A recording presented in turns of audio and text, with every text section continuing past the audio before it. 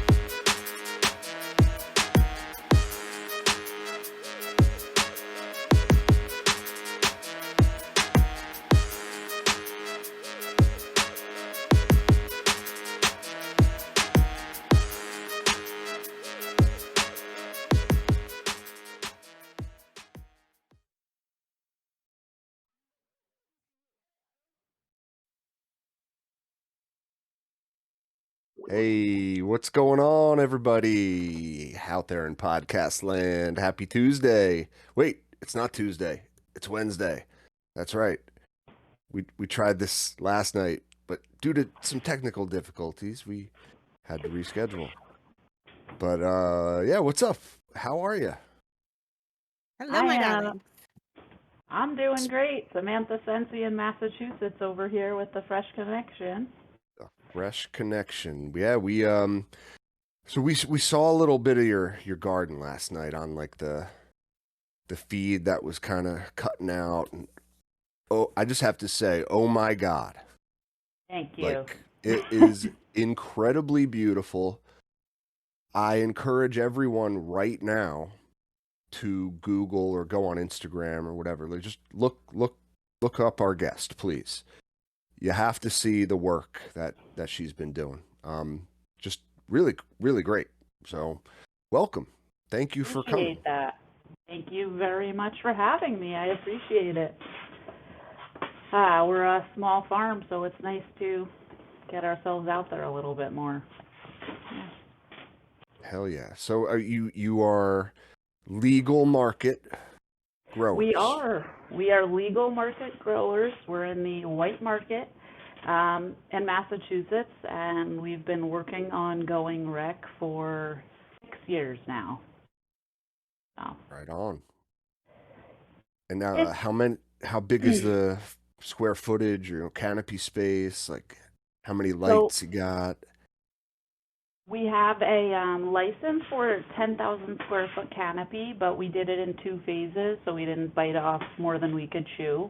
So phase 1 is 2 flower rooms. That's what we have right now. They're each like 1,250 or a little bit smaller than that square feet. So about like 2,500 square feet of canopy. Each flower room is 45 LED lights, full spectrum.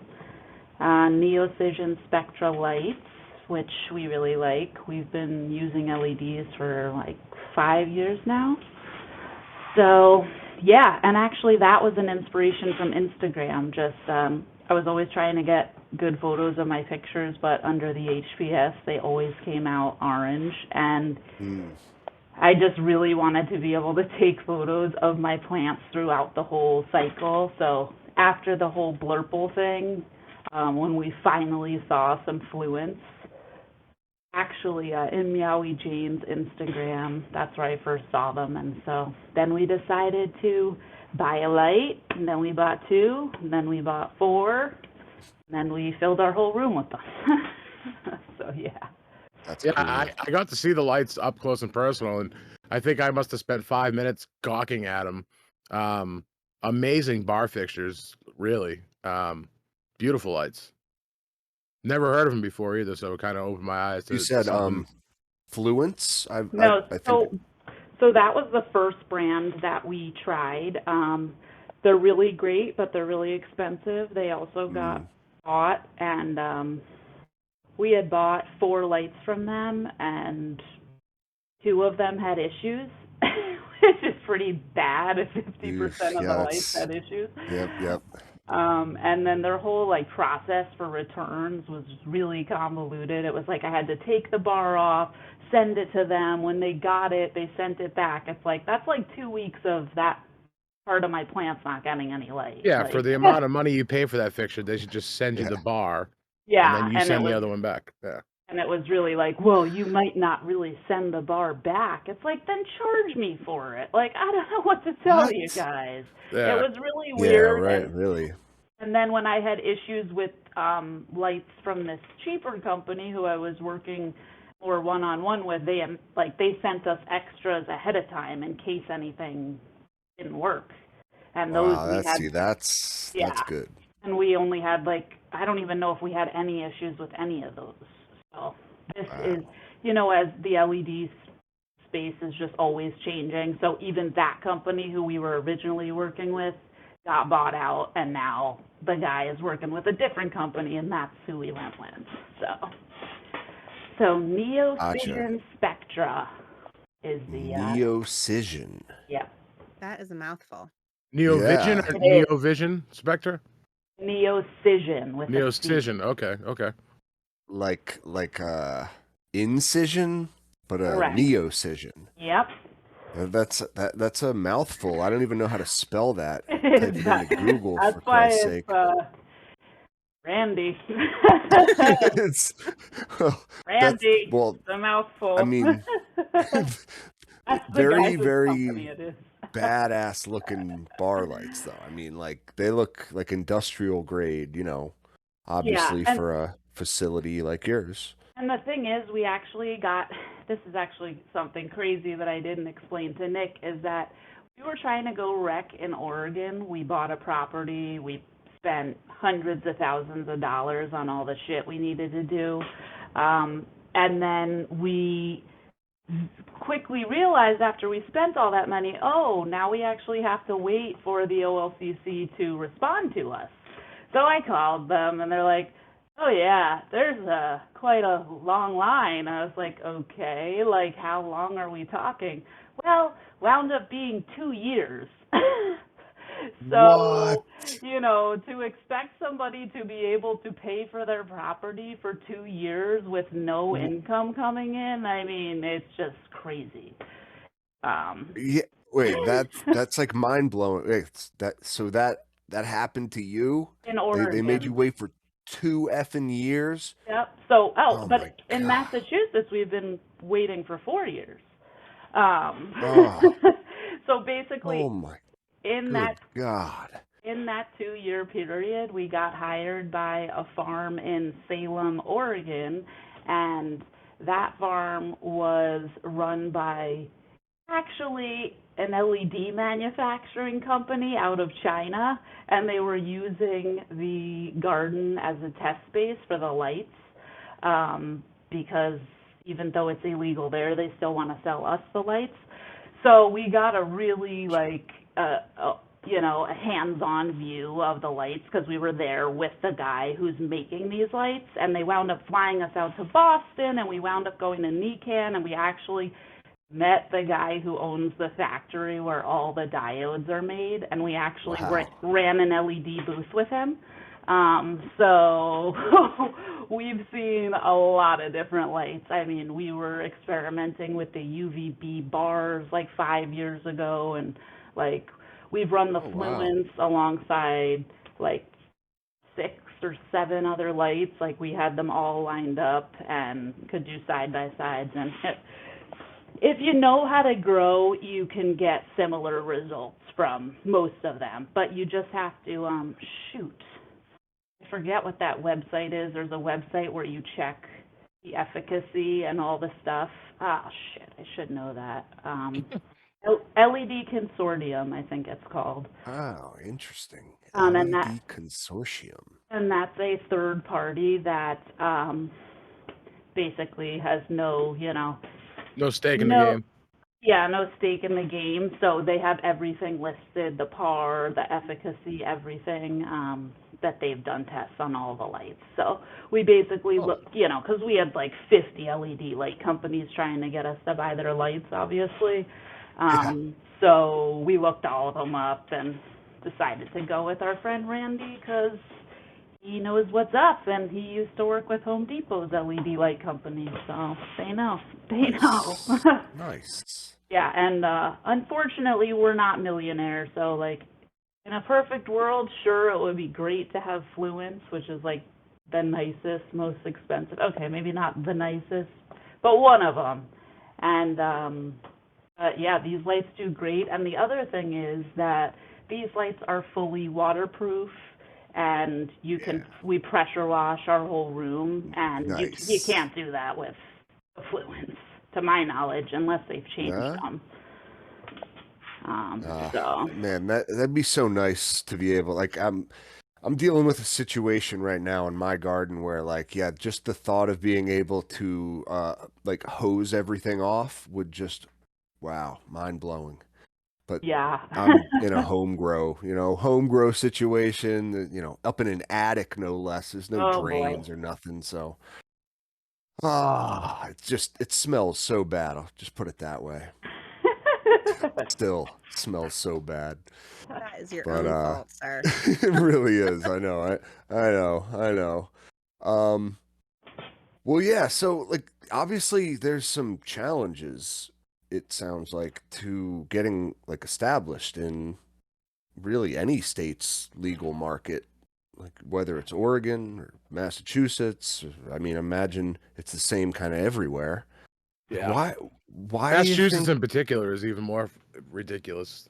Yeah, Yeah. that's. I mean, really, I don't know if I'm like, I'm kind of like stuck on this a little bit. Like, why does that happen? Is that just like, are they hating on cannabis industry or what? Like, I mean, I think everything takes a long time, and just since this is a regulated market, they're just going to regulate the shit out of it, like to the nth degree, yeah. to the point that most average people will not want to do it. I mean, it's just, they told us something like, of all the original applications they had, only like 10% actually followed through in Massachusetts. Wow. Because it's literally like, my brother for the past 2 weeks has been responding to a 10-page report all about our impact on the community and all the things we're doing and all the things we're going to do, and they just keep sending it back for review after review after review. It's just like crazy.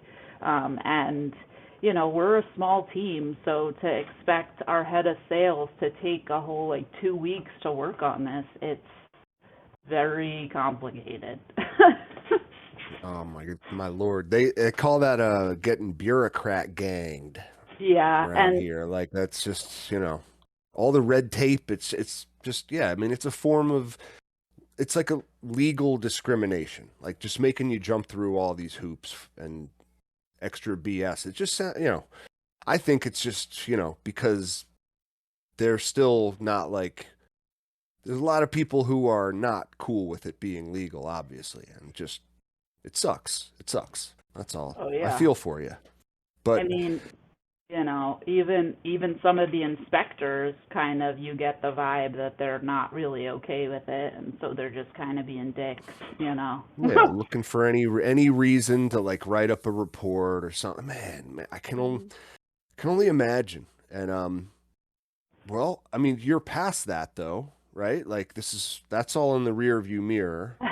We are, but we just came up on our year review, so that's why he's had to spend the past 2 weeks working on it, because every year you have to resubmit Every it. year. Well, And you have to do more every year than the next year and show how much you've given, and it's I mean, I see where they're going. It's a good move, but as the person having to do it, it's a lot on top of everything else.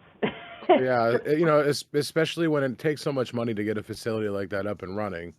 And Yeah, you guys I mean, have literally just started being able to recoup some of that cash, right? With flour going out the door, to local dispensaries, which is I just want to say is fire, by the way. I got a chance to get some of the mac that you guys grew, and it's phenomenal. So this is the FC Mac 31. So we didn't even get a chance to actually talk about that too much.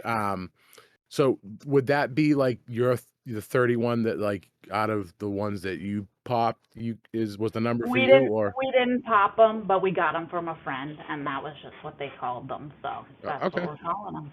Yeah, no, it's amazing and um you got everything's hand trimmed.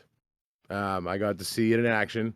Bunch of people sitting around a table with trim bins, getting down. It was really cool to see. Yeah, I mean the facility is very impressive. Small crew.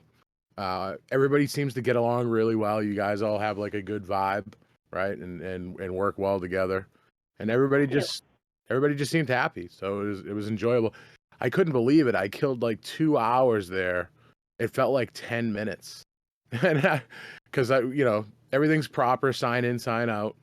Um, and I do want to address one thing. I got a bunch of comments, and it's fucking unbelievable, like what triggers people these days.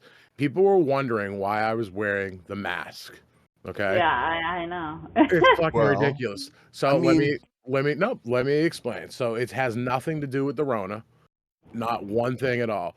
So yeah, what people don't realize is if somebody in that room coughs, right, and it gets into the flour, it can actually fuck up their testing to the point where the product wouldn't pass. That's how strict the microbial testing here in Massachusetts is. shit. So as a visitor, I wouldn't want to be responsible for anything of the sorts. So she didn't even have to ask me. I said, "Hey, you got a mask?" And I put it right on because it was something that I learned just in conversation with Samantha about testing and everything. And I actually, you know what? It's a kind of a good transition into that and how strict it is. And we've talked about Wait, were you wearing a eradication. hairnet? Do you have to wear a hairnet? Just a Yeah, hat. I'm A hat's fine. Like, because I saw you had stuff on your shoes too, Yep, booties on the feet. right? The Yep. booty, little booties on, Mhm, little mhm. booties. Yeah. But, Yeah. I yep. mean, that's good to know you're. It's clean medicine, you know. Oh, the That's what we rooms were want. spotless, man. Everything was so pristine and like nice white walls and like, yeah, just perfect. Everything was literally perfect. All the bottoms were cleaned up nice, airflow everywhere. Um, just really done right. Like you could see that there was a very high attention to detail in designing that room. There was not there like I can usually go into anybody's grow room and I could say, you know what, I think I might do that a little bit differently. But everything was done perfectly. I was very impressed. And Thank you. yeah, no, it was set up really well. And you got a great crew over there. In particular, Zach. Me and him spent a long time talking Yep. together. Really good dude. Knows his shit. We have, very similar grow styles too. So, um, yeah, good dude. Yeah. And I mean, it's just him, me, Will, and our electrical engineer helped us, but they're the ones who designed it, the three of them. So, but that's what happens when you've been growing for he's been growing for over 35 years. I've been growing for between 10 and 15. So you Mhm. just learn things like being able to pressure wash the rooms and having sump pumps in the floor and stuff like that. Wow. What a dream! Yeah, What a it's dream, honestly. it's a big level up from the old style. Yeah, so 10 to 15 years, you said. So what got you into it in the first place? Like what started you growing? Well, I grew my first plant when I was 15, so Aw, Nice, that's nice. adorable. it's kind of just weird how it all happened. So I lost my dad when I was 9, and I was Sorry. a very angry child, let me say. And so when I found cannabis, it relieved a lot of the anger, and I didn't even realize it at the time, but it did. And then one of the times when I was smoking, I actually was in my dad's office, and I found a how to grow cannabis handbook, and I was like, holy shit, my dad must have That's a been sign, yeah. interested in this. And I never really got to ask him any questions, but as I was growing up, he had 180 acres in Pennsylvania, and that's where he grew up. So it was always kind of like, did he have plants there? Like, I never got to ask him. I have no idea. My mom never knew him during like that phase of his life. But it's kind of weird how like the cannabis and my dad and all that came to a head, and that he probably grew too. And yeah, so it's all coming full circle. I love that. Wow. Yeah, that's a So, great, yeah. great story. I mean, I can just tell you as someone who lives in Pennsylvania, he had 180 acres. In Pennsylvania. He was growing. He was Yeah. growing some plants. For sure. He Yeah. was. We got some really good soil, right in the ground out in the summertime, man. He did. Seeing He some was of these in some of these Amish guys kill it with these CBD strains. Oh my lord. he was in Pleasant Mount, if you've ever heard of that. which Yeah, is- yeah. Yep. It is indeed a pleasant mount. They don't fuck around with town names. That's like what you're gonna get. Yeah, and then just also, watching him suffer with cancer, it was always an alternative that he could have potentially used. And later on, I determined that he actually got in trouble for cannabis, so that might have been why he didn't want to use it when he was sick. So just seeing the morphine, like what it does to your body, I think he could have been a little more comfortable, a little bit. So that was kind of originally what got me into wanting to really get into this. But in high school, my brother and I were, always talking about how when it goes legal, we're getting into this. And I went to school in Oregon, and he went to school in Massachusetts. About 2 years in, I realized that Oregon's been medical since '96. And he knew that Massachusetts was coming online. So it's been a hard plan for like 10 years to do this project. So it's been a life project, to say the least. Yeah, labor of love. Oh for yeah, sure. exactly. I stole the words from my mouth, G3. Yeah, Labor of love. definitely a I labor got of it love. first. And it's kind of funny that you guys are in Pennsylvania, like that's where my parents are from. So Yeah. interesting. Well, 2 of the 3 of us are. I mean, Yeah. monsters. But hey, we're anticipating legal market soon. I would hope, but who knows, to be honest. It's just, I mean, just coming from like a personal experience with like similar-ish, just just seeing what, like you said, morphine and what legal drugs and the healthcare system and stuff like that offers to a lot of people is just not, it's not a great option, and there exists a whole other form of healthcare that we are only starting to access right now. So I don't know. I think it's beautiful. I really do. Yeah, we actually want to get involved with some colleges and doing some studies. So if you guys have any ideas for places in Massachusetts, let us know. Definitely.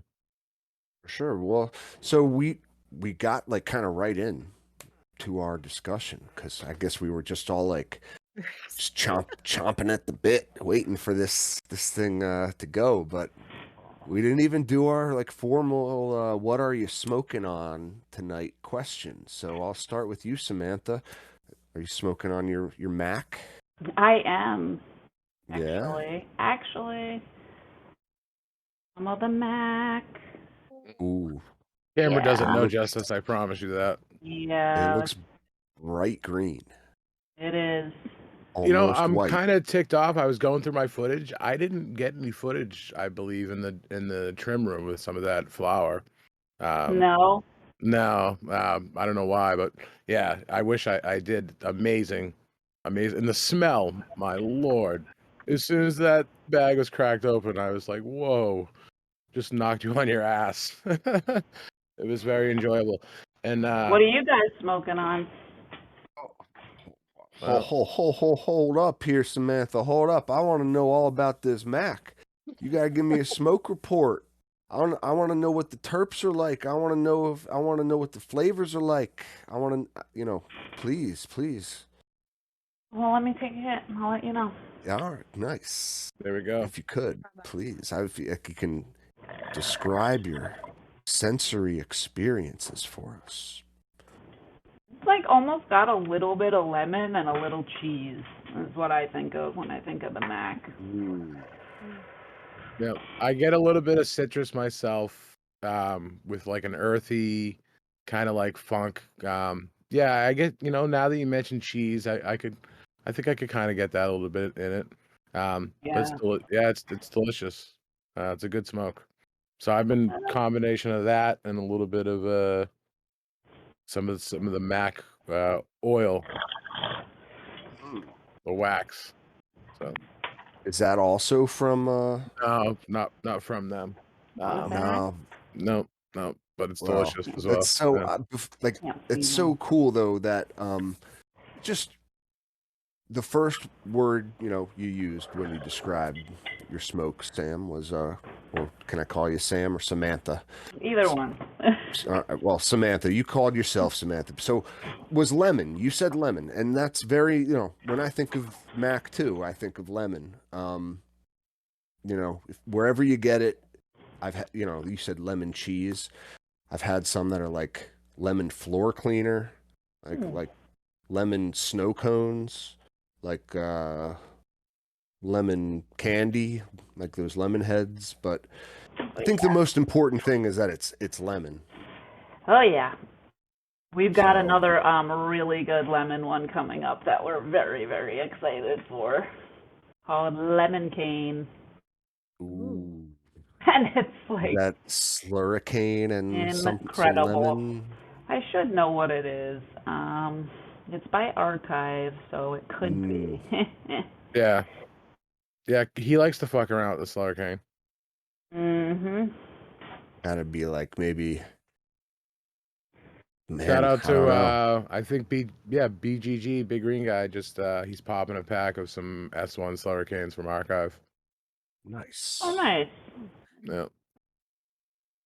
Well, Yeah, if while everybody you're knows on the show how much I love my slurricane. Slurricane and Pure Michigan. That's take a shot anytime Monster says either one of those. But Peanut butter breath. Peanut butter bread. yeah, lemon that's right. cava. Peanut butter breath too. Lemon breath. cava. Lemon cava. No, we should also make that with G3 and Mango Smile or Oh, 1000%. Meth's Wedding. If I had a nickel for every time I heard G3 say Mango Smile, might have like $50. Probably Better buy a straight pack and I'll talk about pack that of one. Mango Smile. But Hey, what that about He's you, my G3? baby. What do you got tonight? Do you have any Mango Smile tonight? Oh, or- no. No, oh my gosh, It's no. all Mango gone. Smile has been gone. The only Mango Smile that is going on right now is the one that's germinating upstairs. She's taking her sweet time too. I don't know why these two are taking so long. It's been like over 2 days, over 48 hours, and that's highly unusual. But I'm not doing top of the tent 100% this time with the DVD case. I'm doing it just like No, upstairs in my secret garden. straight and up. I don't know, maybe it's different. But I have the tangy tip iguana tonight. My little chatterbox. Oh, Nice. so it's like enhancing your She does your what I hearing, think a sativa should senses. do. Yeah, she enhances my sure. senses and she helps me focus Enhances on them better. senses. So That's a great way hopefully- to describe it. yeah, I like her quite a bit. Hopefully it'll help. Yeah, hopefully it helps. It's like a little bit of Adderall almost. Yeah, yeah. Just a little She bit. just brings my brain online and helps me like bring all of this into here. But not it's like the natural Adderall, honestly. It's just instead of Seriously, instead of giving these kids Ritalin and Adderall that get diagnosed with whatever ADHD That's why they've or whatever, been trying to keep it illegal. And just send them home with a slice. give them some sativa, calm them right down. It's the opposite effect, Like I never understood that. They give like the hyper kids this like Stimulant. amphetamine-based stimulant to like calm them down. It's like really like it's counterintuitive when you think about it, but I don't know. Just give them the natural version, a sativa, like a real strong one, like Durban Poison. Yep. Vote for me. We'll just give kids legal marijuana. No, that's not what we're gonna do. But now you can never run for president. no, not at all, not at all. Oh, there goes your term.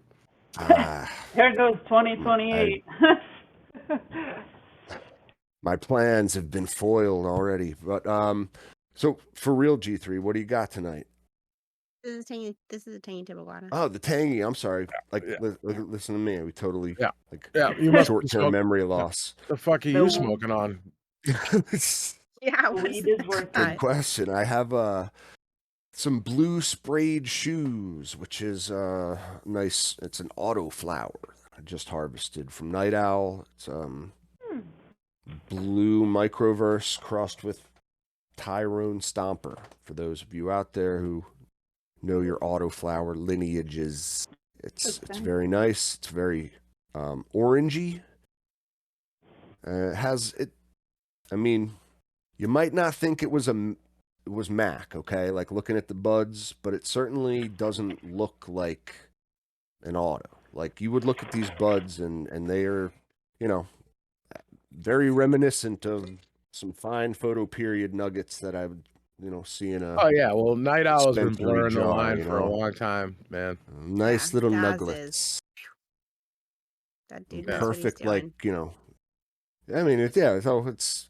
I have seen autoflowers at dispensaries before. Interestingly enough, which means like they were grown in You mean a seed in a pot that people can take home and grow?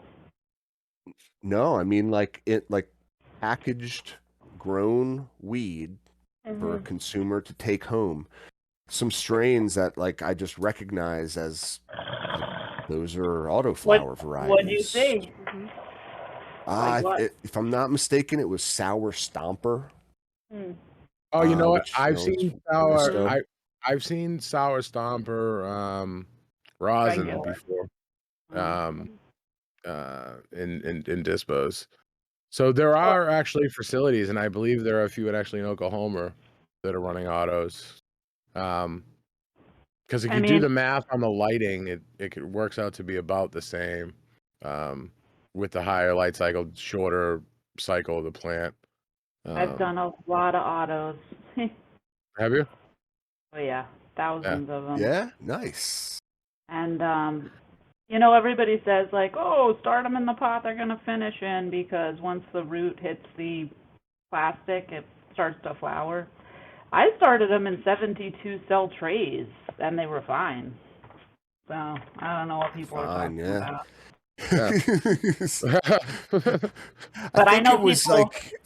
But I know people who planted them on like the hottest day in July, and they all died. Yeah, true. They can be weird. Do you remember what breeder you fucked with at all, or multiple breeders? I use for autos. Humboldt Seed Company. Humboldt, yeah, they make some fire. I have a bunch of Mephisto in packs that I haven't popped yet, but I've heard good things about them. Oh yeah, they're probably honestly top dogs as far as autos go. Autos, sure. Yep. Them and like Night Owl. And Night Owl. Yeah, pretty much. Do you guys generally run autos? I'm a photo guy primarily. I mean, I've fucked with autos in the past, and I still do once in a while. And I actually got an auto run coming up in one of my rooms to make everyone happy, please the people, because a lot of our listeners want to see me do some autos, so I will. But G3 and Captain are primarily auto growers. Nice. What Uh, breeders do you like? yeah, Mephisto, yeah, 100,000 Mephisto million is percent they're like G3 the super loyal. original, you know, the super loyal. original Yeah.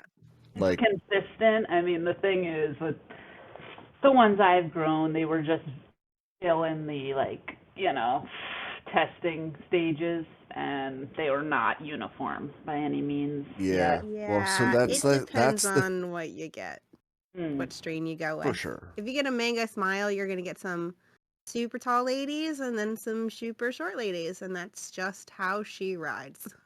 But Gotcha. there are some that are super uniform across the board. Like all of the strawberry nuggets, almost all of those plants are small-ish. Like the Ladies. creme de la creme too. Mm-hmm. Like everyone I see is like that. It's got that cabbage leaf look to it, you know. Right. But like Very Sour Stomper is usually pretty uniform across the board. Forum yeah. Stomper is pretty stable and uniform as well. Those are like, you know, and that's the difference I think, Samantha, between like maybe stuff a couple years ago, autos that you might have grown then, and like stuff that's coming out now Mhm. is man, they are super uniform. And I mean, we Nice. did a grow along, a grow together, which I see you down there in the chat, Johnny. Don't worry, I'm not going to forget about the grow together. Okay, I promise. But it'll come up. It'll come up. I promise, man. But Oh, come up. I'm like Johnny in bed. ooh, ooh, that's rough. That's rough, Johnny. We did a grow along, right? Not too long ago. We did two, actually, the Mango Smile and the Tangy Tibuguana. And they're autos, but like every single time I'd scroll through my feed, and no matter whose garden it was in, no matter which lights they use, which medium, you know, a lot of different grow styles, I always knew when that Tangy Tibuguana was in the picture. You know what I mean? And it was just like the consistency is at the level where I think like professional cultivator would get a lot of use from just popping a bunch of packs of autos and letting them just do their thing in 12 weeks. I mean, that's it. Seed to harvest. Mhm. 84 days and they're out the door. Wait, no, that doesn't rhyme. How do we do it? 84 Out and the out the door door. by day 84. Yeah. That's the saying with autos. But How long do you run your plants for, Samantha? In your facility generally? About 5 weeks in veg, and then depends how long they take. But we try to stay away from the super long sativas, just because where the market's at, and nobody wants to pay more because it's a sativa. They just like, even though it makes sense to us because we see the power bills, it doesn't really translate to the buyer. oh, see, like I guess I'm weird because I would personally, like if I saw, you know, Acapulco Gold, Super Silver Haze, what's another favorite sativa? Like I don't know, Urban. just a Jack Herrera flower. You don't see very often. Never see it. I never see it. No, No, but I don't know. something Cap, like I'm weird. no, you're not weird, dude. We're like the true cannabis consumers. Like most people that go into dispensaries, the first thing they ask is, "Oh, what's the shit with the highest THC?" Right? It's they don't care about terps. I'm not saying everybody that goes into dispos is, but most of them don't. They just want that number, the THC number, and they don't realize that it's an entourage effect of so many different cannabinoids and everything. And we want flavor, right? Like we want effects. Like we're looking for a certain thing. We as cannabis consumers, at least people listening to this show and people on the show, we know what we want in flower or concentrate or whatever. Whereas the average consumer really doesn't. Like the people that go into these dispos have no fucking clue. You're right, man. Kind of See, not their I fault, need. though. They don't know that they don't know. Like Yeah. all of a Yeah. sudden they were raised on cannabis is bad, drugs are bad. This is a gateway drug. Don't go near it. Don't touch it. Okay, well maybe not It's not so bad. Okay, it's legal with 0 education. Nothing to like, except, okay, you can go talk to a doctor who probably knows very little, took like a 3-day weekend class or something to get their okay to, prescribe medication in whatever state. And they talk to them for 30 seconds and they sign you off and you walk into a dispensary for the first time and you're like, I have no idea what I'm doing. But I want something that's really going to like do something for me. So what do I know about? I know about THC. That's the one thing that people have probably heard about. Give me the highest you got. It's not their fault. Yeah. Got In to a lot of ways, educate. You're I right. guess I can understand that. You're right.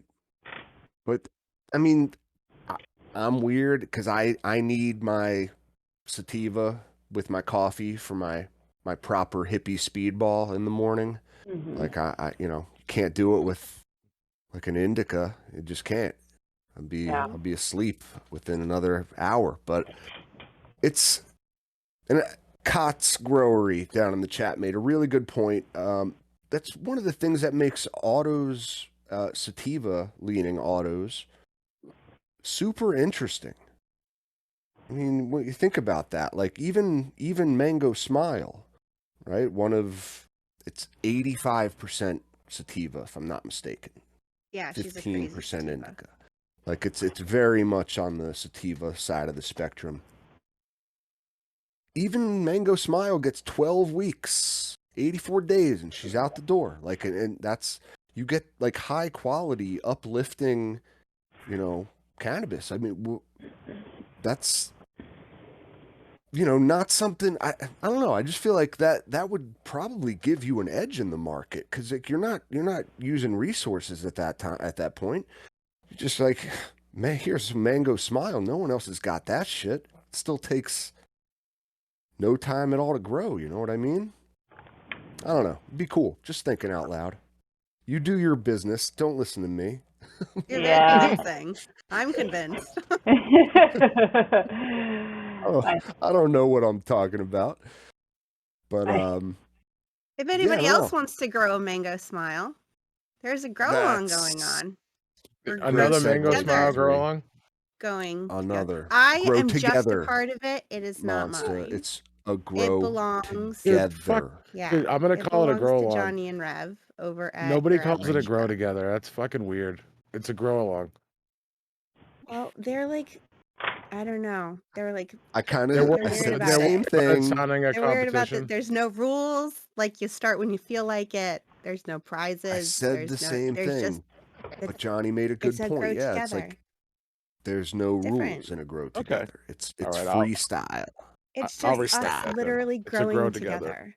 Okay. A grow along is implies there's some structure to it. You know what I mean? Like I don't know. All right. Oh, It there's a made trophy. sense. I'm It sorry, actually I was like incorrect. There's a actually trophy. made a lot of sense. All right. Fair A enough. trophy involved? Holy Yeah. shit! Oh, you're right, because Rev's gonna make one for the winner. Oh, nice. I mean, All that right. itself Well, is kind of a good enough reason. And the fact that it's now Mango I think I Smile. have to. Yep. I think you have to too. I have a question for you guys. Do you Mhm. do you guys use HPS or LEDs? All LEDs. LEDs. All LEDs all the way. Yeah. Yeah. Yeah. Oh, And I mean, I have a light go that's ahead, Kev. like it looks similar. I mean, I use it's not probably the industrial quality build as your who was it, Harry, that build your lights, or Randy, sorry Randy's lights, because We love I don't even Randy. remember the brand of them. I'm sorry, Yeah. Randy. Neocision. I'm sorry. Yeah. Neocision. There you go. Like you're Neocision. slicing into the plant. But with the in a They work very matrix type Oh, yeah. fashion. I don't know. Yeah. That's great. No, my lights look very similar to yours. They're just kind of, not as great a build quality. I use the bar fixtures, LEDs, full spectrum, a little bit of infrared, a little bit of far red, infrared. I don't think there's any UV in that fixture, but I do have UV in my other tent. It's UVB. Mhm. And it's like a switch where just a couple purple diodes in there. It's just not much, but I've always sworn that it does give the plants in that tent like a little bit of an extra bit of fade. Just looks like they develop more color in the leaves and the buds a little bit sooner. Cool. Very I don't cool. know. So yeah. Hmm. But Interesting. yeah, I don't know. I use quantum boards in one and then the bar fixtures in another, but I've never even touched an HPS light. Hmm. That's an Wow. ancient relic. Wow. I have Ancient to agree relic. too. They were like almost old school when I started. Wow. Yeah, so Yeah. I come from using HPS, and I tried many LEDs, and I swore I would never use an LED light to grow because they sucked. They really So did. did They were yeah, Zach. they were fucking terrible when they first came out, and now like especially that we're learning about efficacy and things like that. And this is true. Like some of these cheap blurple lights are actually less efficient than like a modern HPS as far as light output, per watt. So, um, we weren't even saving any money on electricity, and we kind of thought we were, like with some of those cheaper fixtures, which is funny. And don't get me wrong, I've actually grown with blurples before and produced good crops. I've had people that I've set up, they don't want to spend money on lights, and they buy these cheap Amazon blurples, and I've seen people do pretty well with them. But at the end of the day, it's just really not the best type of light for your grow, and they make terrible fucking pictures. And just looking at that like light, it It makes kills you me. crazy. It makes you Yeah. feel It crazy. makes you crazy. It Yeah, It you does. can't does. Like you you see Does. shadows. You you can't see can't Does. bugs. see like your plant. You can't like see it in its true color. So but anyway, yeah.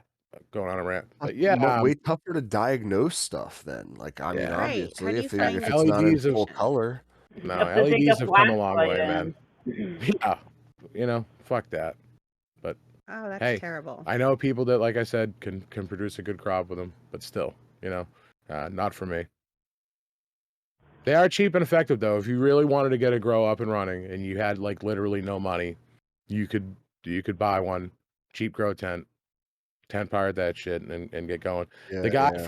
from Dabsky that I met at Emerald Cup had sent me a picture today. He has like a cheap 300-watt light and a couple of pots in like a closet in his in his room, and he's gonna give it a go. Nice. Because I was like, Nice. because I was telling him like, dude, you should grow. You know what I mean? Like, well, like fuck buying weed. Like, like learn how to grow. And everybody that Yeah. consumes cannabis should at least give it an attempt Oh, and give it a learn. shot. Yeah. Yeah, but yeah, so I think Well, it's fun. I can't tell you how many of my friends I've tried to get to try it, and they don't want to mess. So some people everybody. no, just some it's people not just for everyone. can't I be mean, bothered.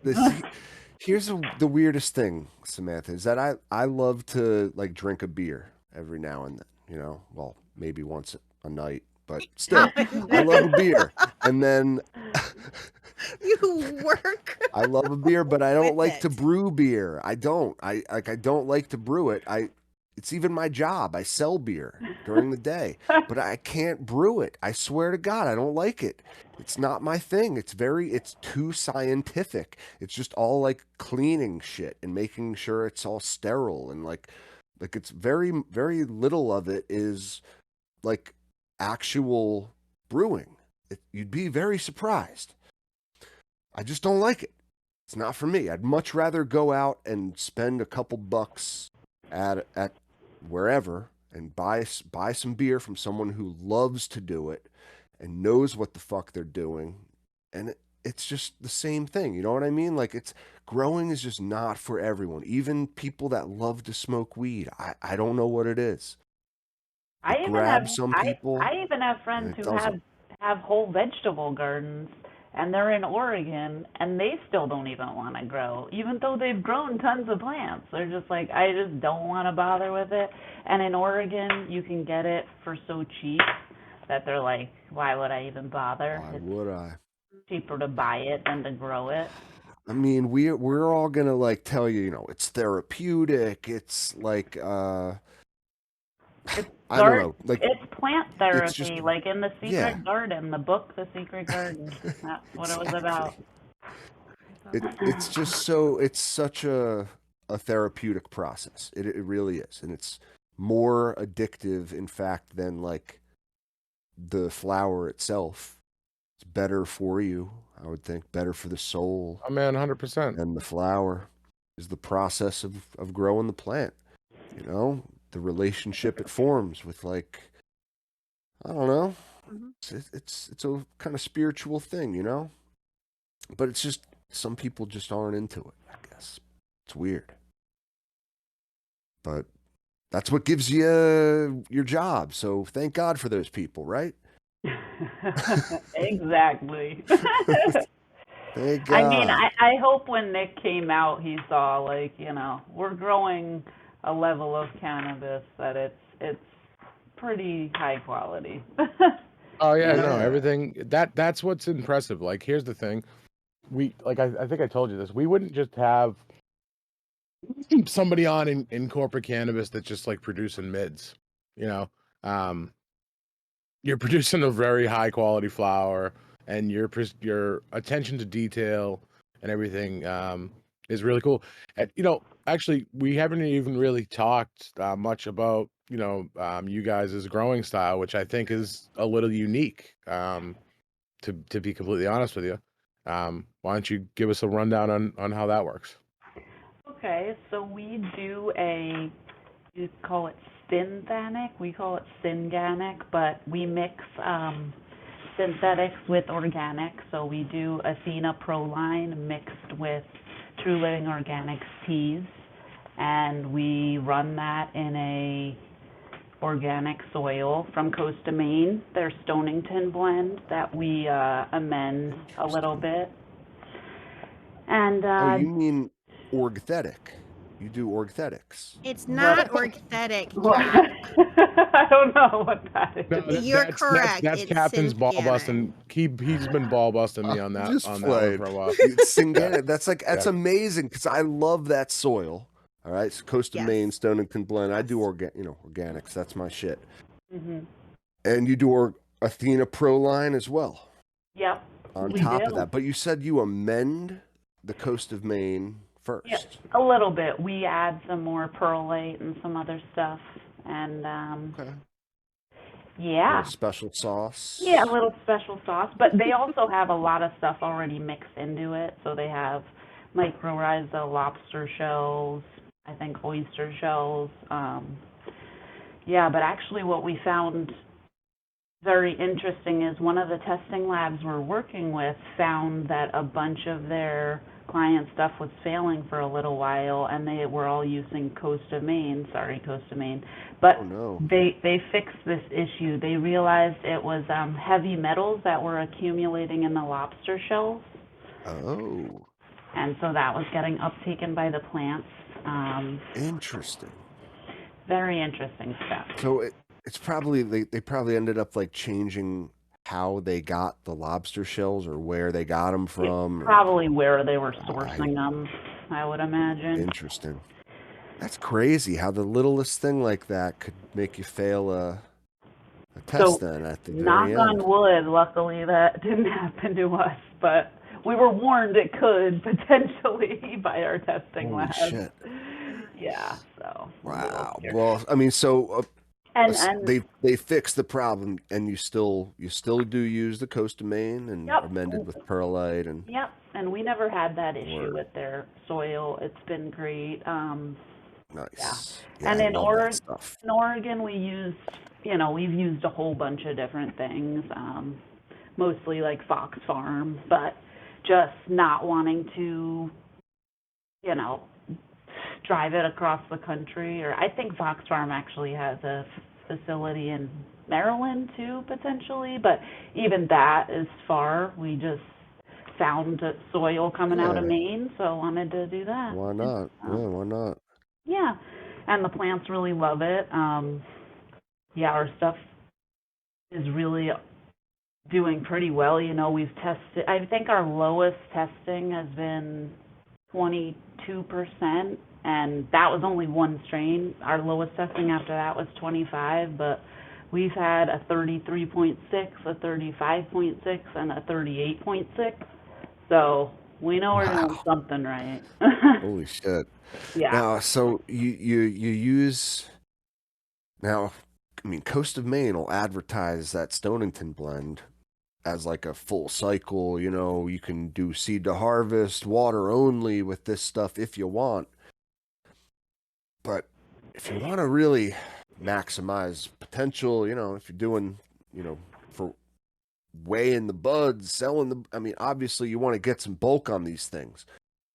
Be honest, like I haven't seen many Have to. organic growers that can get that the kind of bulk that like Athena can give you, or like Floraflex or any kind of synthetic. You know, you get that weight, get them heavy gals.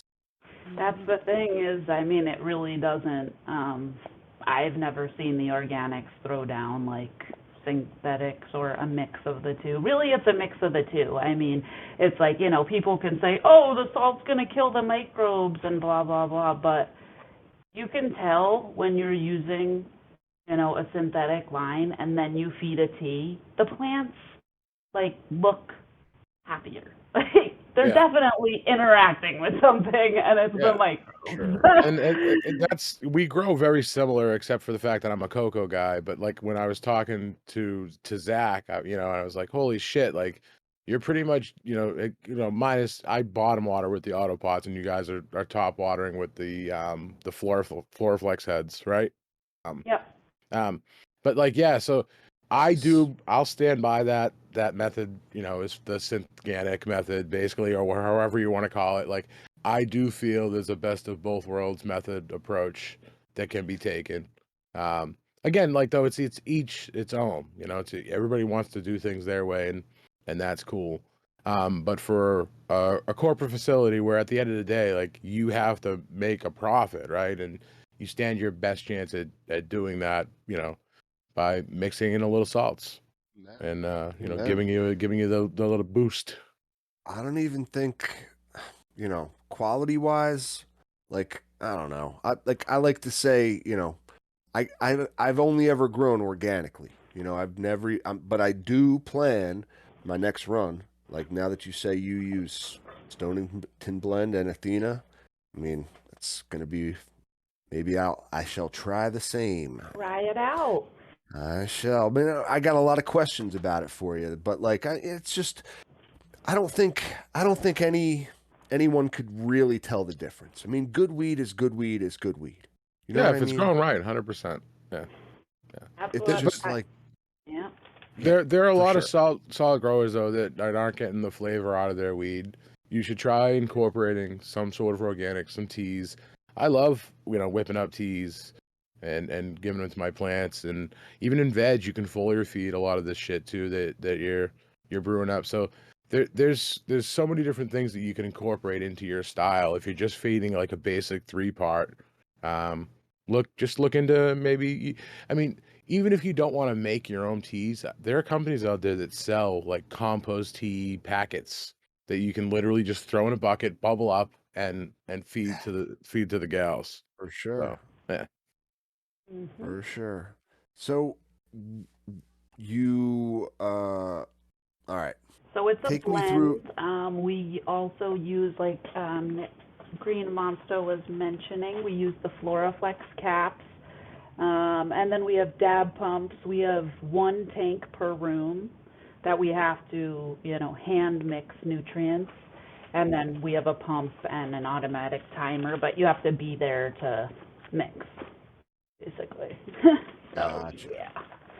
Now, like when do you start feeding those Athena newts? Like knowing that, you know, like Coast of Maine does have a little juice in it to get you through at least a couple weeks of veg, right? Or are you just giving it to them all the time, like mixing up veg newts, Just you know, a little, newts? like a little while, just when they're Yeah. settling into their pots, we let them, you know, drink up. Gotcha. But Zach hits them pretty quick with a little bit of nutrients, and then he, adds more gradually. So we don't like hit Cool. him right out the gate. It's definitely diluted. So, but he's going to come on and do a more in-depth, hopefully, talk with you guys about all things in our cultivation, because I actually had a few questions posed to me on my Instagram for this episode, and some of them are pretty. Please. Yeah, I asked Zach his take, and he got really, really in depth, and it was way too much. So I'll save that question for his time.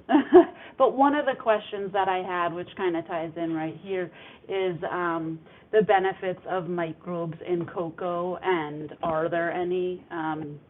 So I don't grow in cocoa, but when I did, I used microbes. I always use microbes. I think 100%. they always work. In Massachusetts, obviously, we're really wary with the testing. So we don't add more mycorrhiza to the dirt because it's already in the coast of Maine. We're worried about too many microbes like flying around. But I'll ask you guys, do any of you grow with cocoa? What do you think about microbes in the cocoa, and do they have any benefit there? Oh, 1000%. I'm a cocoa guy, so 1,000,000%. I mean, I would encourage anybody to use microbes in their cocoa. So I'm a Dino Myco guy. When I up pot my shit, sprinkle that into the hole, and then photosynthesis plus all the way, right in my res. It also helps clean biofilm in lines, which has been great because I eliminated Athena Cleanse from my routine, which I hated using, but I just didn't want any issues clogging lines or anything, right? Like I can't afford anything like that to happen. So since I which is ironic because I've been using Photo Plus the whole time, but we had I forget the guy's first name now, Scott from Microbe Life on, and he kind of explained a lot to me about, or to us, on the abilities of it to help clean out biofilm in lines. So, but anyway, use microbes in cocoa, even if you're some of that. I could have used that last run for sure. Man, even in salts, they're not going to kill the microbes. And most of these stuff, the higher quality microbes anyway, have all been developed to stay in that pH range, even with cocoa. And you're not going to kill all the microbes with salts. We're putting such a high spore count again into these root zones too with a lot of these inoculants that you have no idea. Like you really don't even need almost as much as you're using, right? So we sprinkle, especially with a product like Dino, right? Dino Myco, you're inoculating that root zone right away, and then other products like Microbe Life, Great White, like whatever you want to use, just get something in there. for sure.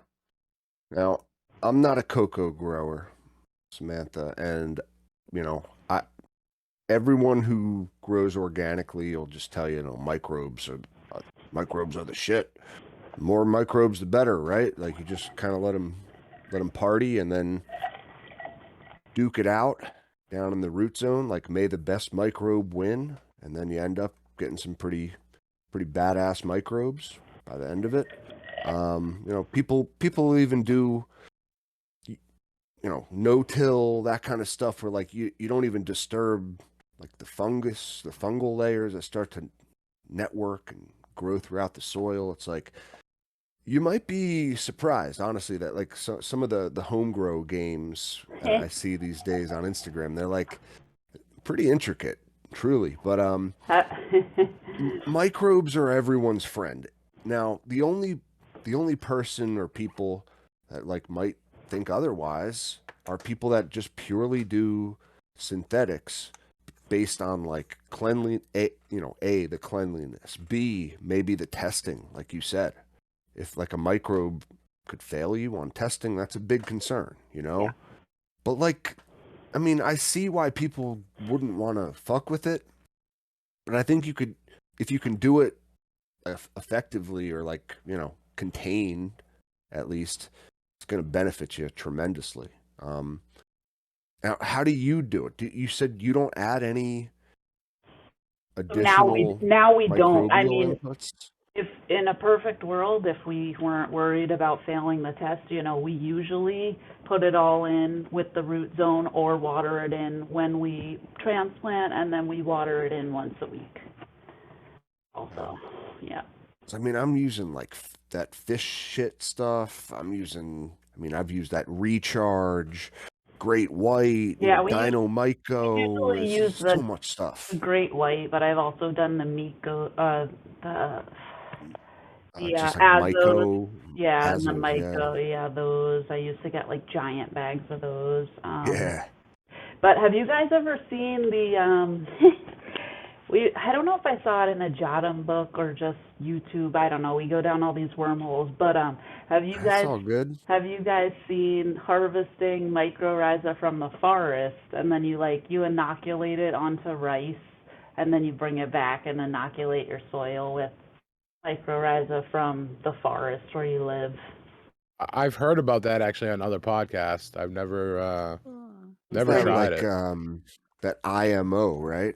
Very interesting Like stuff. IMO technique where you like the indigenous microorganisms where you go and like collect them from your local environment, and then super cool stuff. Yeah. Like I am not the expert on it, but we did an interview with a guy, a couple months back, Autoflower AK.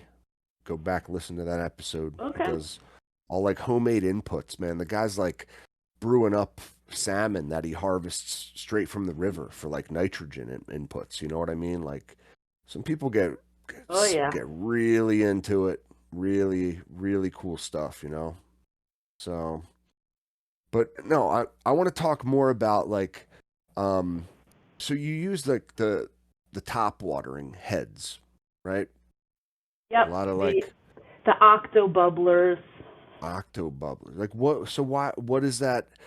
Do you think that would that benefits you more than say like we all use bottom watering systems that like auto pots? I mean, is that just what you went with? Do you think it benefits you more? Like we've never used the auto pots, but we've just always watered from the top, and it works, so we're not going to change it. Do you run into fungus gnats with Stonington and top watering? Knock on wood, it's crazy because I've never been in a facility with a cleaner yellow sticky traps than ours. No, we haven't had any issues with them actually, but we do have the purple insect lights up that we turn on when the lights are off. Not in the room, but like in the hallways and stuff. Mm-hmm. That's just Gotcha. a thing that they do in like flower shops and restaurants and stuff. So we did that. Any little thing we can do to cut down on the pests. Yeah. So what do you do, like as your standard IPM in a facility of that size? You'll have to ask that to Zach. He's Gotcha. the man with all that knowledge, because we've done so many things over the years.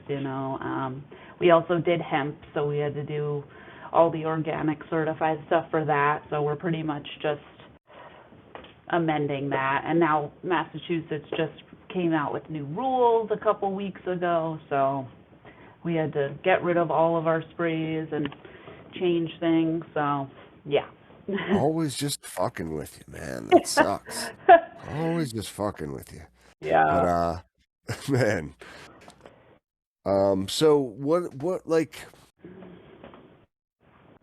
would you say is like one of the tricks of like your process? Like what, besides like the synganic approach, which again not everyone does, like maybe the hand trimming that I think distinguishes you a lot from other cultivators, but like, well, yeah, what's one thing that you do a little bit differently than everyone else? So 2 big things that we do differently at the Fresh Connection. We grow the plants to finish. So we actually look at the trichomes and we harvest it based on when the plant is ready. Whereas basically every other facility here, it's just based on the calendar. This is when they have plants that need to move into the room, so that's when these plants need to get cut down.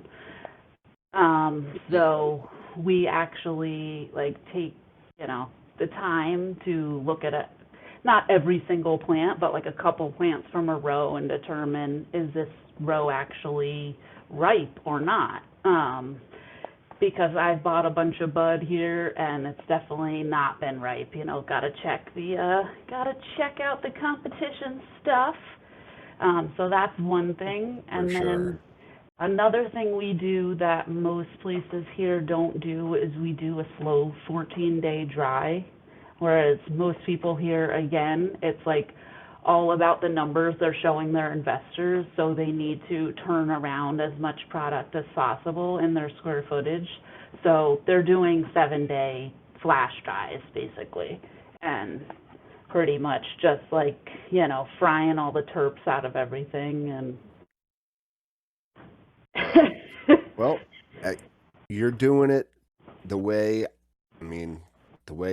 everyone who wants that craft cannabis is going to go about doing it, obviously.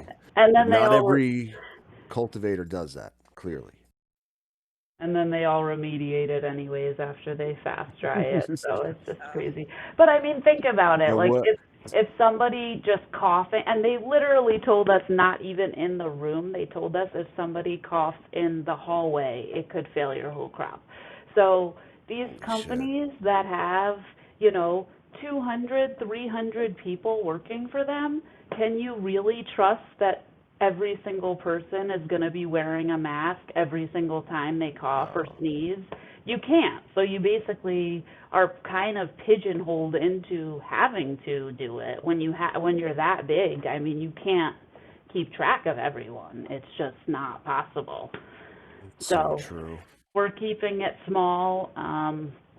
It's I'm very vigilant. If somebody coughs or sneezes, I remind them, you got to go wash your hands. It's it seems crazy, but it's what we have to do. We're handling people's medicine, and it's not even that strict in foods, but here it is. So it's just, as they say, our cannabis is much safer than our lettuce here in Massachusetts.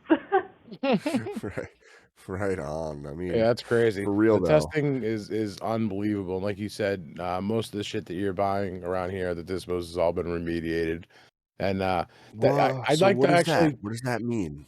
So UV, actually, Samantha could talk about it better than I can. Why don't you talk about it? You use that word. I'm not familiar with that. Remediation, basically, these machines were invented to purify blood before you get a blood transfusion, to make sure that there are no pathogens or anything that's not supposed to be, being transferred, bacteria, whatever.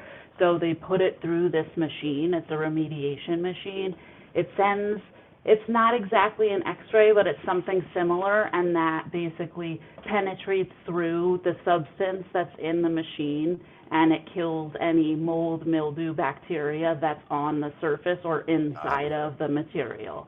So it's FDA approved because it's for blood. All your produce that you buy that's from other countries, and even in this country, goes through a process similar, if not through these same machines. I'm not 100% on that, but it's basically, the process everything has to go through to be shipped. Interesting. It's they it's like a pasteurization, but not for solid products. Exactly.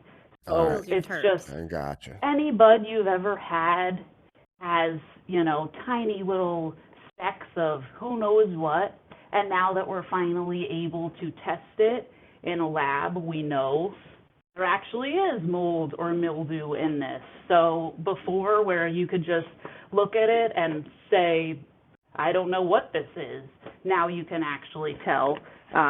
But so the limits are so low in Massachusetts that, like I was saying, you can cough in a hallway and it can fail your whole room. So basically, most places are just remediating everything to make sure there's no pathogens that are getting to the public. Yeah, Much. rather than be vigilant and keep clean and environment, they'd rather just remediate. And as you were saying, I think, you know what I mean, like it you, kills you the guys aren't terps, having to you do said. that. Yeah, Yeah. exactly. But I mean, the thing is, it's just, even if you are super vigilant, if one of your employees coughs, like, you're screwed out of, a batch is 15 pounds, so that's like 30 grand. So it's really, it makes it really difficult with such low threshold. So to put it in perspective, the rec market here is at 10,000 parts per million. In Michigan, it's 100,000. So. Wow. Yeah, That's that's quite a 10 difference. times. 10 times. I mean, for real though. Yeah, I mean, so like you said, the remediation process like kills the terps, definitely. Like that's kind A of good like, amount of is them. it known for that? Yeah. It's almost like, like I compared it to pasteurization. Again, like people swore when that was invented too, like, like the farmers with the milk were like, the cheese is dead now. It's got nothing to it. Like it's not the same stuff. And having to pasteurize milk is just, some people swear like you got to get that unpasteurized milk, right from the teat. It's I don't know. It's interesting though. Interesting. Just I'll have to look more into that. Honestly, that's kind of crazy that they do that though. And Yeah, it's and the easy way out, and the other thing is that if this is really happening to all of our produce, it's interesting that you never see anything about it. But apparently that's what For sure. all our lettuce, like anything that's shipped. I mean, if you've ever gotten something like straight organic from a farmer, it goes bad quickly. So it's like how all this stuff is shipped so far and so, for so Always long. wondered. Yeah, like it seems like this stuff for sure. Like you get at the store, it just like it stays good like this unnaturally long time. It's just because it's got like no life on it or to it. And even the history of this state, like Europeans came here and they brought blankets, and the blankets had smallpox. It's like, but today we're shipping fruit to hundreds of different countries and getting fruit and vegetables from hundreds of different countries, yet we're not getting sick every single day. So it's all going through a process. And interestingly enough, I was talking to someone from Canada last night about remediation, and he was telling me in Canada, he works for a rec spot, and he says there is a 6-month time period that the rec spots have to wait until they're able to sell their product, like from when they harvest to when it's tested and like can actually go to the public. So by the time anybody's getting anything, the freshest it can be is 6 months old. Oh my gosh. Holy shit. Yikes. And he said there that even any of their stuff that would pass the microbial, they still remediate all of it because they don't want to get sued by, if a consumer is to get something and find mold in it and then sue them. So they just remediate everything to avoid that. So the dispensary you pointed me to, was the name of it Garden Remedies? Samantha? What? Down the street from the dispensary down the street from the No, the facility? dispensary is the Healing Center. The where Healing you pick Center. up. Yeah. I'm sorry, yeah. This was packaged on 11/14, which is, pretty Wow. damn fresh for Super fresh. yeah, and it's delicious. So, kudos. Hey, That's I mean, I'm in the beer world. That's still fresh. You know what I mean? Like that's out on the shelves a couple weeks after it was packaged. Like and that's really how people should be shopping at the dispensary is what's your freshest packed flower. You know, Yeah. what Wow, I what agree. was the, you know, what's the freshest thing in here? Because That's a great point. I've gotten stuff that says it was the highest, and then when I fucking got the bottle, it said it was packaged, 8 months ago, and that really pissed me off. Well, that's it. It's all part of the name, Yeah. the Fresh Connect. Yeah, You exactly. gotta have the Fresh Connect if you And- want that fresh weed. And that's a big part of our strategy is just having a product that's not too overpriced, that it's not attainable for your average person to get every single week. We want to be like, as my brother Will always says, the Fresh Connection wants to be like the Tito's of cannabis. Like, we want people it to be their go-to, it to be not the top shelf, but one that's good. People know it, people trust it, and they go to it time and time again. So that's what we're going for at the Fresh Connection. Yeah. I welcome you down south to our state. Once we go legal, please come on down over this way, because I want some of that. I want some of that too. But if you're up in the Massachusetts area, is that the only state that you can get dispensary wise? You can get the Fresh Connection at? It is. For now? It is. Yeah. So That's because there's no interstate commerce, though, right? That's Yeah. So, fucking A. back when we were going rec in Oregon, we had thought, oh, maybe we'll, be wrecking both spots and we'll get somebody to take this place over and we'll go to Massachusetts. But very quickly we saw the writing on the wall there, and we decided, you know what, put all of our resources and our efforts into Massachusetts, where it's just not as flooded. And honestly, this is where we're from. I'm from New Jersey. My brother's been living in Massachusetts for the past 12 years. Like, my mom went to school in Massachusetts. My family was in Massachusetts for 3 generations. So it's just kind of all makes sense. My dad's side of the family also lived in Massachusetts. The girl who taught me how to grow in Oregon is from Massachusetts. All the people on the first farm I was on in California were all from Massachusetts. So kind of just, it's really weird how it all came to be. But yeah, I'm glad to be here. The Fresh Connection is Great. Yeah. very happy to be bringing fresh products to the East Coast. And East Coast. people in Massachusetts are lucky. I'm telling you. Shout out to Reverend Firefrog. It's the Beast Coast, which he doesn't like, and it's Massachusetts. Yeah, I love the Massachusetts thing. I hate that they ban or they hide that hashtag or whatever. Yeah, I know. I try not to use it anymore because I notice like any post I put it on just instantly gets like 54 likes or something. It's like Yeah, thanks, no, thanks Instagram. It's like shadow banned, basically, I think. Yeah. Fucking Instagram. Well, you guys are up there in Monster said Western Mass, right? More central, central, north central. I don't know. Well, not too far from me. A little over an hour. My wife actually grew up in the area, about 15 minutes from there.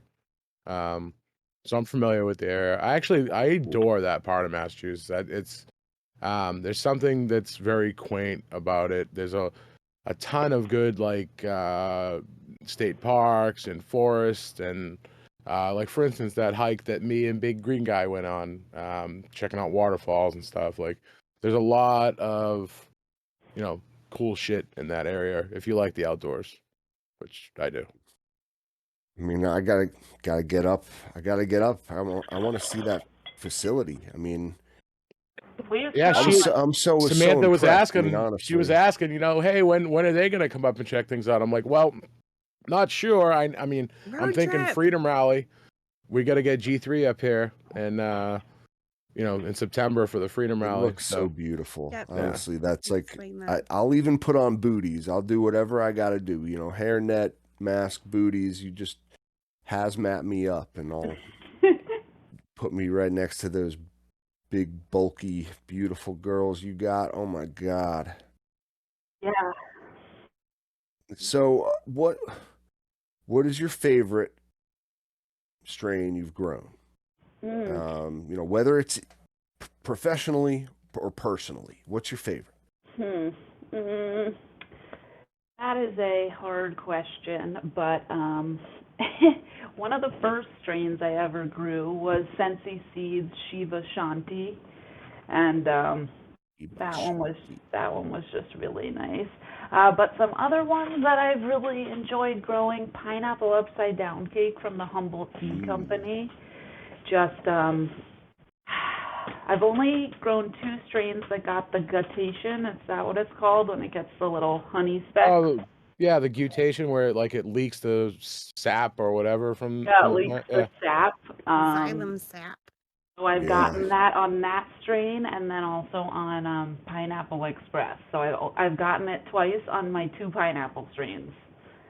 Have you guys ever gotten it? I've never I've only seen it in pictures. Never had it happen to me in a Gotten plant. it once, twice, Yeah. and I tasted it. What It's strain sweet was from what it? It's very sweet. It's like liquid sugar. What strain was it, Cap?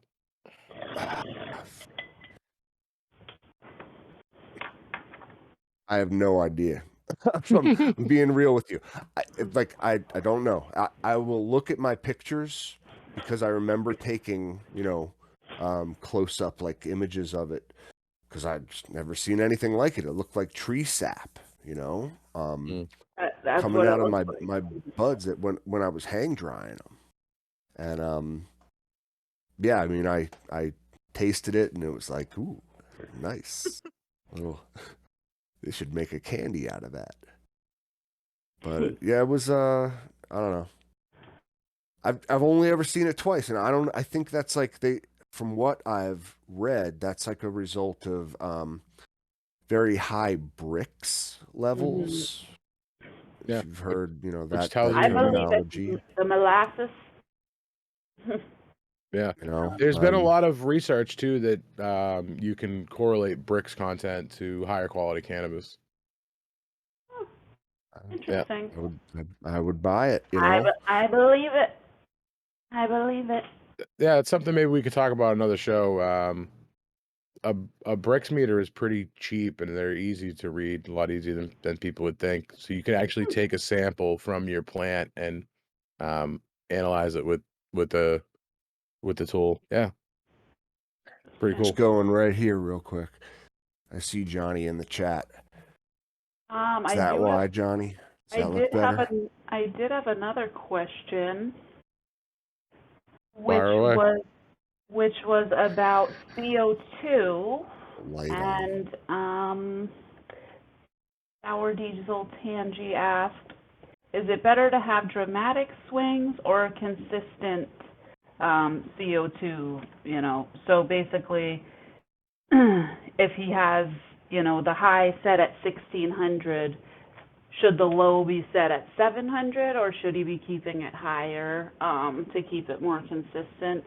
I asked Zach this question, and Zach again went into a long thing, but the summation of it is he tries to keep it higher and not have as big of a swing. So I don't know. Do you guys run CO2 in your setups or those mushroom bags? I actually try to steer away from it. To be completely honest with you, because you're introducing a higher humidity into the room generally with CO2. You can run a little bit warmer, right? Which is beneficial to the HVAC bills, right? So, but nah, I don't. I mean, this day and age, I don't even know if the juice is worth the squeeze, and especially too with if you are running it, you got to stay consistent. If you give those plants a high level and then you just cut it off, they're not gonna like you. They're not gonna be happy. Compare it to like an athlete, right? Like a professional athlete, and you're feeding him this high performance diet with CO2 and blasting it with light, and it's thriving, right? And then all of a sudden you just take away the CO2. Yeah, it's not going to be happy, and they'll actually stall on you. So try to, if you're going to stay at a level, I would try to keep it consistent personally. Yep. So there's your answer.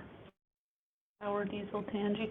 Oh, and then he also said on that, you want to look for a CO2 controller with fuzzy logic, which will like predict your swings after it's been in your room for a little while. It's kind of going to learn your environment, and I guess that's called a fuzzy logic. Yeah.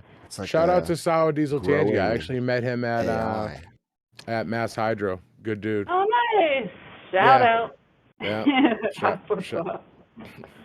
Man, I love that you mass growers and breeders and like everyone up there is kind of like big community.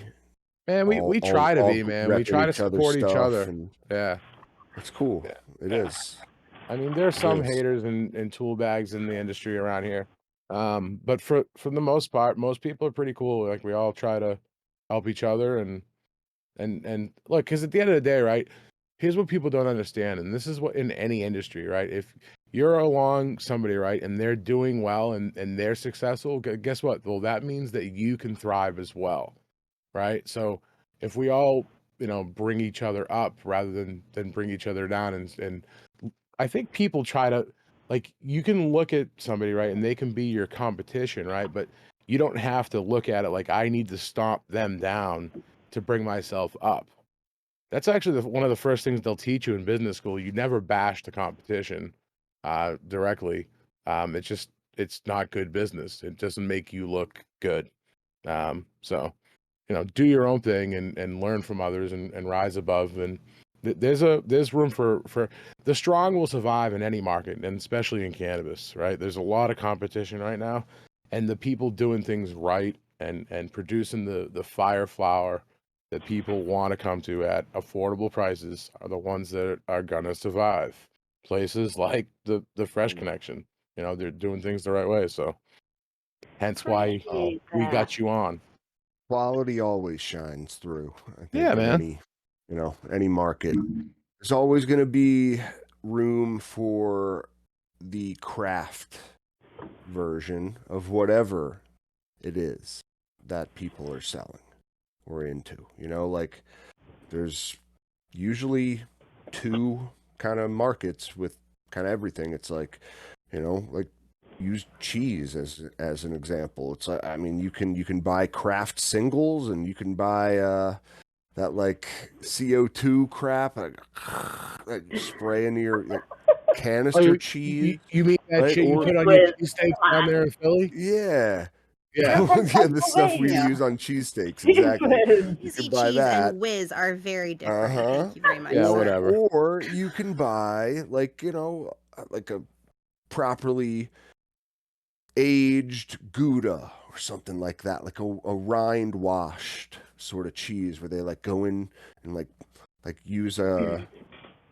You don't even want to know how they make cheese in real cheese making facilities, but it's a process. I'll tell you that much. It's like a very craft, niche industry. Not a lot of people do it. And you got to appreciate the real shit when you get it. It's the same, but there are always people that will spend good hard-earned money on like getting the real shit.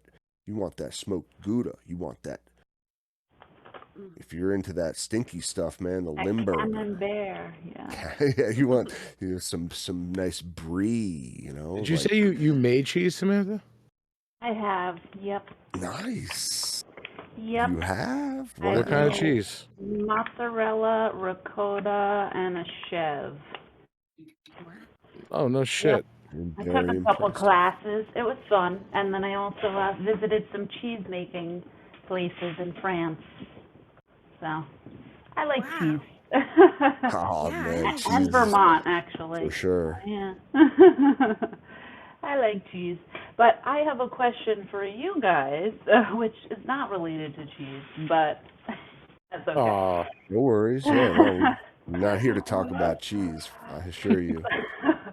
My question is, square footage canopy and them allowing 100,000 square feet. What do you guys think about that? Because in Oregon it was 40,000, and even that I think it's a lot. Like, you know? 100,000 is, I mean, to my ear, that sounds like way too much. Yeah, yeah. Is that what you're thinking? That's what I'm saying. I think it's way too much. That's, their highest tier. So they basically, of course, every big millionaire who has a grow is going to want to have the biggest one. So they just build it to the max. And then that's like why they tank the market, because of all these people going so big. Because, the bigger they go, the cheaper everything they buy gets, Yeah, but here's the thing though, that the shit that they're producing is just mids. Like if you go to because they don't care. It's just a numbers game. Nah, like 90% of the dispo product here in Massachusetts is terrible. It really is. It's not great. There are exceptions to every rule. I mean, like I'm not going to sit here and tell you that Fresh Connection is the only place producing good flour. There are a few others, but they're few and far between.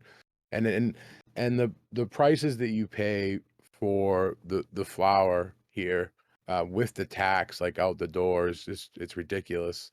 And there's some that's on the shelf for $70 an eighth before tax.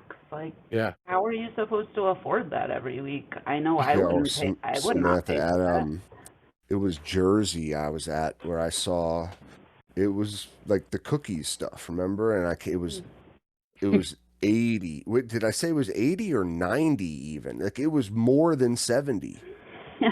I was like, I've never seen weed that much in my life, and I thought for sure that like the legal market would definitely bring prices down, from like the old, $60 an eighth, no matter what kind of day is. But man, we're up at like 70, 80, even more. It's because of all the bullshit in Massachusetts. Like there's so many fucking taxes and this and that. And like, I mean, this is Taxachusetts, man. I mean, home of the Boston Tea Party, It's Massachusetts and Taxachusetts. Oh yeah, it's unreal. So So my point being, I just think it's too much. Like, how do they come up with these fucking numbers? Yeah. Well, dude, like, how do they come up with any of these indoors? That's over 2 acres. People say that like we have great cannabis laws, and in a lot of ways we do. Like, home growers, 2 adults can have 12 plants, but I can only possess 10 ounces of weed that I grow from those 12 plants at a time. Like if you look at the law, like, and I just say that, like, all right, if I'm growing 12 plants and I only produce 10 ounces, I should stop growing. Right. So yeah, I mean, I almost feel like, Samantha, that they're just like taking a dart and throwing it at a fucking board. And the CCC here is just kind of, I told you 4 years we've waited. 4 years we've had the building. Shit. That's quite a while. And the people so we were looking at another building, and it kind of got taken out from under us, and the people who wound up moving into that one, the rent was like $20,000 a month, and they were renting it for like a year and a half, and then ran out of funding. Wow. So that's like over $250,000 they spent on rent. It's so heartbreaking to hear that kind of stuff. You know what I mean? Like because they had the same kind of dreams. You know what I mean? Just like go out there and. But the thing is, legal market. We're gonna make it. They were at all these events, and they bought all the expensive booths and had all this stuff, and we kept it really like strictly only spent what we had to. Haven't done any like marketing or big advertising. Like, we don't have the money to yet. Like, it was so expensive to do everything, and then throw in COVID and supply chain delays, and everything went up, and tariffs, and gas is more. It's just like a project that, you thought would cost 1.5 now costs 3. It's like, So luckily we were able to do it in our budget, but we have heard so many stories of people here who have run out of money, and yeah, it's crazy. I'm not going to name any because there's some pretty big ones, but it's crazy. Honestly, like, congratulations. Thank to be you. quite honest, is to like realizing a dream and to like keep it afloat in some pretty rough waters. Like Shout out to not my easy. brother.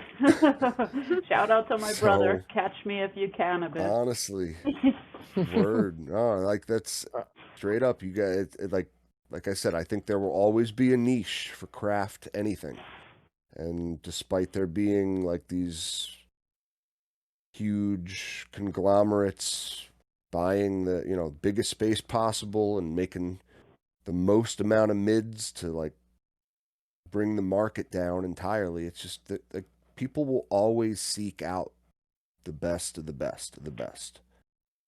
So yeah, so truth. Let's just hope the CCC does the math and like caps the producers when it makes sense to cap them. Yeah. Right? I mean, the thing is when, they got to get their pockets lined first, though. They're going to go up to 200,000 square feet. Why not 500,000? Why not just a cool million? Yeah, so the good thing about Massachusetts, I will say, is that they have a law which you're only allowed to have 3 dispensaries under one company's name. And apparently some big companies have tried to get around this by having someone have another company, and apparently some big companies have gotten slammed with really big fines for that. So that is one good thing. They're trying to keep it from just a couple huge brands taking them all over horizontally. Mm-hmm. So that's one kind of cool thing. Another cool thing, and I haven't heard about them implementing it, but is why I suspect the prices really tank the most in December, is these big places basically have to get rid of their product. Because when you have your review at the end of the year, they look at how much is in your vault, and if you're not selling all your product, in theory, they can reduce your canopy. So I have a theory that at the end of the year, they're all just like dumping their product for super cheap. And also it's that they're dumping a lot of stuff that's about to expire because stuff has a year price tag, and doing taxes, they want to like get stuff out of the vault. So that's absolutely what they're doing. If they can get canopy reduction penalties for not selling out, be like, you don't need that much space, you don't need that much square footage, right? So they just dump it, and that's also why all the MSOs are all just working with other MSOs. And so that's one thing we try to do. We try to work with smaller dispensaries, because we don't want to be in a dispensary in an MSO where they, are obviously just going to promote their own stuff and not give the craft farmer the attention or credit we really deserve. So at the Fresh Connection, we're pretty strategic with who we're picking to work with dispensary wise, and we try to only do like one in an area, just because we don't have enough to be in every single one. So we are being selective. Yeah. Oh, that's what's up. I mean, the good people of Massachusetts gotta go seek out the real craft stuff. I mean, truly, not the MSO brands and all the same tired stuff you've been seeing everywhere. Like, you guys have it. You guys have it. So go find it. Why don't you? Connection. I was actually surprised on how many dispensaries that your product is in. It looks like you got the list handy there. I could list them. Yeah. Yeah. We're getting close here to 2 hours, so yeah, give the people what they want. Tell them where they can find some of that flour. I will let you guys know where you can find the Fresh Connection flour. So if you recognize any of these spots, go in and ask, and they likely have our flour on the menu right now. Emerald Grove, The Vault, Cosa, Terpene Journey, Silver Therapeutics, Orange, Ready, South Shore Buds, Buds Goods, the Healing Center, which is right down the street here in Fitchburg, the Bodega, which they're really awesome. We love the Bodega. Shout out, Jackie. STEM Haverhill, and we love them too. Shout out, Caroline and Adam. Great Barrington, Elevated Roots, and now we just got into Panacea today. So that's our little list so far. And if any of your listeners have anywhere that they want to see our flower, please shoot me a message at the Fresh Connection Boss or at Samantha Sensi on Instagram, because I'd love to get our flower in more places. Oh yeah. Hell yeah. And Awesome. if you're a grower, go check out some professionally grown stuff, right? Or if you're a grower and you got a bunch of non-grower friends, people who like to smoke but don't like to grow, hook them up with some good stuff. Let them know. For sure. For sure. We really want to thank you for Thank you guys giving for us your having me. time. And honestly, I loved hearing about your grow style. That was super cool. So, Awesome. Yeah, stay in touch, please. Thank you guys for having me. And yeah, awesome. No, we'll definitely have to have you on, and then talk to Zach, see if we can get Definitely. Zach on sometime down the road. Once we can get the connection in the grow room, okay? Yeah. Coming right back on, because like seriously, that's a necessity. But this was awesome, honestly. Like you're super cool, and it's just really great to hear how you started, where you're now. It's awesome. So awesome. Support the people doing it right. That's what we always say, and we got someone here clearly doing it right. And aside from that, we just want to thank everyone in the chat, everyone, Patreon members, listeners, all the haters even. Hey, shit. Hate on, guys. What can I say? But in the digital world, tell us where we can find you. Yeah, please. So we are about to launch our new website, which will be thefreshconnection.com, I believe, but or will probably be the Fresh Connection Boss. I'll update that on my Instagram. But you can find us most readily on Instagram at the Fresh Connection Boss, all spelled normally, or Samantha Sensi, which is my personal one and the one I'm usually on. So yeah, hope to see you guys. Send me any questions, thoughts, comments, where you want to see us, any dispensaries you recommend. Cool. Yeah, cool. Thank you guys. Appreciate it. Thank you so much for coming on. Really cool. Thanks, yeah. Cultivation Conversations. Super enjoyed this. It was a lot of fun, and can't wait to do it again. Yes, awesome. We definitely will. Yeah, awesome. definitely have you on. Definitely have you on again. Cheers. Until next time, everyone. Alrighty. Don't get caught and grow on. Grow on.